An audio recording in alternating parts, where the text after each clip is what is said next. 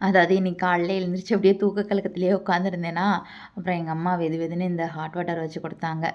சரின்ட்டு நான் எப்போதுமே எம்டி ஸ்டொமக்கில் வாட்டர் குடிப்பேன் இல்லையா? ஸோ அது மாதிரி அப்படியே குடிச்சிட்டு அப்புறம் உட்காந்துருந்தேன். அப்போது எங்கள் குட்டிவாண்டு வந்துட்டாங்க. அவங்க வந்து என் காலை பிடிச்சி விளையாண்டுக்கிட்டு இருந்தாங்களா, சரி ஓகேன்ட்டு அப்புறம் அவங்களும் கொஞ்சம் நேரம் கொஞ்சல் போட்டுட்டு அப்புறம் கிச்சனுக்குள்ளே என்ட்ரு ஆகிட்டு சமைச்சிட்டு இருந்தேன்னா, அப்போ தான் ஒரு சவுண்டு புட்டு புட்டுன்னு. அதாவது அந்த அண்ணா வந்து எங்கள் வீட்டுக்கிட்ட வந்தால் எக்ஸ்ட்ரா 2 ஹாரன் அடிப்பாங்க. ஸோ அதை வச்சே கண்டுபிடிச்சிடுவேன்.